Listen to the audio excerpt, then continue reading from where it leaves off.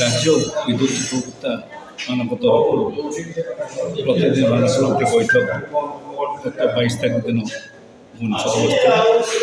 ସେଥିରେ ଅନେକ ସମସ୍ୟା ବିଦ୍ୟୁତ୍ ସମ୍ପର୍କରେ ଆଲୋଚନା ହେଲା। ଯାହା ସିଦ୍ଧାନ୍ତ ଆସିଲା, ଆମେ ଯାହା ନିଷ୍ପତ୍ତି କଲୁ, ଯାହା ସରକାରକୁ ବା OERCକୁ ଜଣାଇବା ପାଇଁ ନିଷ୍ପତ୍ତି ହେଲା, ସେଥିରେ ଏଗୁଡ଼ିକ ରହିଛି। ଆପଣଙ୍କର ଫଟୋକପି ନେଇଯାଇପାରନ୍ତି। ସେଥିରେ ରହିଛି ପ୍ରଥମତଃ ଦର କମିବ, ଟଙ୍କା 20 ପଇସା କମିବ। ତା'ର ଯୁକ୍ତି ଆମ ପାଖରେ ଆମେ ଉପସ୍ଥାପନ କରିଛୁ। କାରଣ ଇଲେକ୍ଟ୍ରିସିଟିରେ ସବୁଠାରୁ ଗୋଟିଏ ବଡ଼ ବ୍ୟବସ୍ଥା ଜଳ ବିଦ୍ୟୁତ୍ କମ୍ ପଇସାରେ ଆମେ ଯୋଗାଇଥାଉ, ରାଜ୍ୟ ଦେଇଥାଏ ଗ୍ରିଡ଼୍କୁ, ଏବଂ ଏକଦମ କମ୍ ପଇସାରେ ଯୋଗାଇକିରି 4 ଗୁଣରେ ସେଇ ଚାଷୀ ପୁଣି ତାକୁ କିଣୁଛି, ତା ଘରେ ଚଳାଯାଉଛି। ସେଥିପାଇଁ ଆମେ କହୁଛୁ ଟଙ୍କା 20 ପଇସା per ୟୁନିଟ୍ ବନ୍ଦ କରାଯାଉ। ଏବଂ ସ୍ମାର୍ଟ ମିଟର ବସିବା ପାଇଁ ଯେଉଁ ଚାରିଆଡ଼େ ବର୍ତ୍ତମାନ ଗୋଳମାଳ ହେଲାଣି, କୌଣସି ଉପଭୋକ୍ତା ଚାହୁଁନାହାନ୍ତି, ଜବରଦସ୍ତି ବସାଉଛନ୍ତି। ଜବରଦସ୍ତି ବସିବାକୁ ଚାହିଁଲେ ଅନେକ ଗଣ୍ଡଗୋଳ ହେବ, ଲ ଆଣ୍ଡ ଅର୍ଡ଼ର ସିଚୁଏସନ୍ ଆସିବ, ହେଲାଣି ମଧ୍ୟ କେତେ ଜାଗାରେ। ସେଥିପାଇଁ ତାକୁ ବନ୍ଦ କରାଯାଉ, ଠିକ୍ ସ୍ମାର୍ଟ ମିଟର ବସାଇବା। ଆଉ ଗୋଟେ ବର୍ତ୍ତମାନ ଚାଲିଛି ସିକ୍ୟୁରିଟି ଡିପୋଜିଟ୍। ସିକ୍ୟୁରିଟି ଡିପୋଜିଟ୍ର ଯେଉଁ ପଇସା ଇଣ୍ଟରେଷ୍ଟ ସେ ଦିଆଯାଉ ନାହିଁ ଏବଂ ଉପଭୋକ୍ତାମାନଙ୍କୁ ଫେରାଯାଉ ନାହିଁ। ସେ ପଇସା କ'ଣ ହେଉଛି, କୁଆଡ଼େ ଯାଉଛି କେହି ଜାଣନ୍ତି ନାହିଁ। ସିକ୍ୟୁରିଟି ଡିପୋଜିଟ୍ର ପଇସା କୁଆଡ଼େ ଯାଉଛି, ଲକ୍ଷ ଲକ୍ଷ କୋଟି ଟଙ୍କା, କିଛି ଅଳ୍ପ ପଇସା ନୁହେଁ। ଏବଂ ସେ ଯେଉଁ ଫିକ୍ସଡ ଏନର୍ଜି ଚାର୍ଜେସ୍, ସିଏ ବି ଗୋଟେ ଲକ୍ଷ ଲକ୍ଷ କୋଟି ଟଙ୍କା, ସିଏ କୁଆଡ଼େ ଯାଉଛି କେହି ଜାଣନ୍ତି ନାହିଁ। ସେଥିପାଇଁ ଆମେ ଦାବି କରିଛୁ ଯେ CAG ଏସବୁର ହିସାବକୁ ନେଉ। କାରଣ ଲୋକେ ପଇସା ଦେଉଛନ୍ତି, ସରକାର ପଇସା ଦେଉଛି, ସେ ପଇସା କିଏ ନେଉଛି, କମ୍ପାନୀ ନେଉଛି, କିଏ ଆଉ କୁଆଡ଼େ ଯାଉଛି, ସେସବୁ କଥା ଲୋକେ ଜାଣିବା ଦରକାର। ତେଣୁ ସେଥିପାଇଁ CAG ଅଡ଼ିଟ୍ କରନ୍ତୁ। ପ୍ରତିବର୍ଷ ଏ ଅଡ଼ିଟ୍ ଲୋକଙ୍କୁ ଉପଭୋକ୍ତାମାନଙ୍କ ପାଖରେ ପହଞ୍ଚୁ। ଗୋଟିଏ 21 ଲକ୍ଷ ବର୍ତ୍ତମାନ ଅଛନ୍ତି ରାଜ୍ୟରେ। ଆଉ ଦ୍ୱିତୀୟ କଥାଟି ହେଉଛି ଯେ ଏନର୍ଜି ଅଡ଼ିଟ୍ ମଧ୍ୟ କରାଯାଉ ବୋଲିକି ଆମେ କହିଛୁ। କେତେ ଖର୍ଚ୍ଚ ହେଉଛି, କେଉଁ ଲେବୁଲ୍ରେ ବେଶୀ ଖର୍ଚ୍ଚ ହେଉଛି, ସେସବୁ କଥା ପ୍ରସ୍ତାବ କରାଯାଉ କୁହାଯାଇଛି। ଏସବୁ ଗୁଡ଼ିକ ଆମେ ପ୍ରସ୍ତାବନ କରୁଛୁ।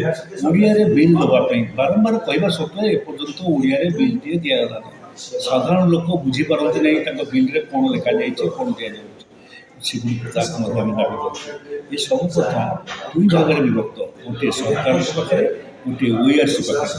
OERC ଏବେ ତା'ର ଦର ଧାର୍ଯ୍ୟ କରିବା ପାଇଁ କିଛି OERC ଦର ଧାର୍ଯ୍ୟ କଲାବେଳେ ତା'ର ମନେ ରଖିବା ଉଚିତ, ଗୋଟିଏ ଗୁଣାତ୍ମକ ଓ ନିରବଚ୍ଛିନ୍ନ ବିଦ୍ୟୁତ୍ ଯୋଗାଣ ବ୍ୟବସ୍ଥା ପାଇଁକି ସେମାନେ ପ୍ରମିସ୍ କରାଯାଇଥିଲା। ସମସ୍ତଙ୍କୁ ଆମେ ଶପଥ କହିଥିଲୁ, ସଂକଳ୍ପ ନେଇଥିଲୁ ଯେ ଏଇ କଥା କରିବା ପାଇଁ ଆମେ ସଂସ୍କାର ଆଣିବୁ। ସଂସ୍କାର ହେଲା ନାହିଁ। ଯଦି ସଂସ୍କାର ନ ଆସିଲା, ସଂସ୍କାରର ଉପକାର ଲୋକ ପାଖରେ ନ ପହଞ୍ଚିଲା, ସେଇ ଲୋକମାନେ ବିରୋଧ କରିବେ। ଏବଂ କିଛି ଦିନ ପରେ ଦେଖାଯିବ ଯେଉଁ ଆଇନ ହେଇଛି ସେ ଆଇନକୁ ଭଙ୍ଗ କରିବା ପାଇଁ ବାଧ୍ୟ ହେବ। ଏକଥା ମଧ୍ୟ ଆମେ ଆଗରୁ କହୁଛୁ, ଯେଉଁ ଆଇନ OERC ଆଇନ ହେଇଛି। ସେଥିପାଇଁ ଏଇ ବ୍ୟବସ୍ଥା ପାଇଁ ଆମେ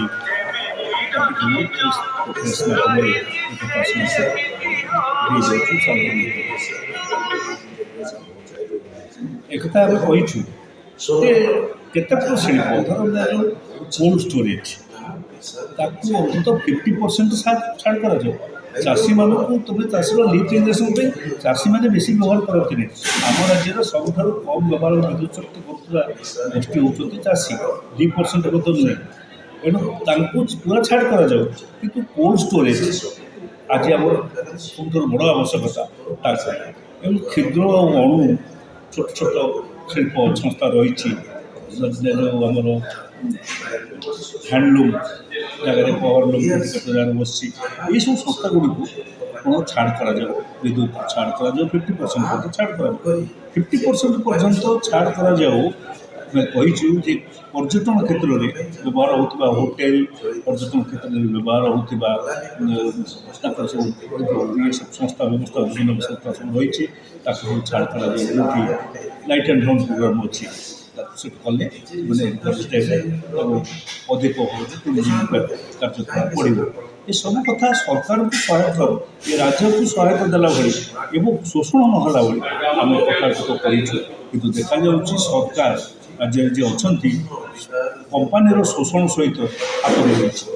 ଏବେ सी मागिला स्मार्ट मीटर बसई हठात सरकार घोषणा करदे कैबिनेट बसिक स्मार्ट मीटर जदि लोके विरोध कर मागणा दी 2 किलोवाट पर्यंत अर्थात 80 लाख परिवार मागणा 2 लाख पर्यंत 2 किलोवाट पर्यंत आम जोगी दिए से पैसा कह से पैसा सरकार नुहे से पैसा आमरी उपभोक्ता मान टैक्स पेयर्स मनी तेणु से दृष्टि आम सब बारंबार कहूँ राज्य सरकार कंपानी अवस्थान कर्मचारी सीओ भाया एनर्जी मिनिस्टर जो अच्छा से सीओ पर काम तेणु ए स्वार्थ विरुद्ध जदि जाए जो जहाँ यहाँ लोक अधिकार पानी परी इलेक्ट्रिसिटी हूँ लोक सब बड़ अधिकार जदि अधिकार को देवाई सरकार कौन अवहेला देखा जाए लोके विद्रोह करेंगे एपरिक आईन भंग आंदोलन करके तथाकथित ओआरसी आक्ट विरुद्ध लड़े कर राज्यवासी टिकस पैसा स्मार्ट मीटर लगेवाई टीपीसीओडीएल कर्तृपक्ष को 735 कोटी टंका देदेवे गोटाए यूनिट बिजुली छाड़ करवा राज्य सरकार द्वारा होनी किंतु टीपीसीओडीएल को देला बेलू 735 कोटी टंका मीटर स्मार्ट मीटर लगेवाई सरकार पश्चातपद होना जहाँ अत्यंत दुखदायक जहाँ आम निंदा करुचु आम दाबी करुचु से निष्पत्ति सरकार ओहरतु समस्त को 300 यूनिट मागणा बिजुली जोगई दि जाऊ स्मार्ट मीटर संजोग बातिल हो विद्युत बिल यूनिट पिछा टंके 20 पैसा कम करा जाऊ समस्त को जो माने सुलभ और निरवच्छिन्न विद्युत संजोगर दायित्व राज्य सरकार नियंतु या विद्युत उपभोक्ता महासंघ ऑल इंडिया फॉरवर्ड ब्लॉक दाबी आपंकर जो टीसीएल कहूँ सिक्यूरीटी डिपोट गोटे करने गत 2 मासर पछिला 2 मासर कौन से अत्यंत अगणतांत्रिक जनसाधारण जितेबाला विद्युत संजोग नहीं सिक्यूरीटी जमा करते आज पुणी जोर जुलम कर जिजिया कर भाई आदाय कला भाई जो टाटा कंपनी जो जुलम चली आम निंदा करुँ बंद करने से व्यवस्था को बंद करने आम दाबी करुँ।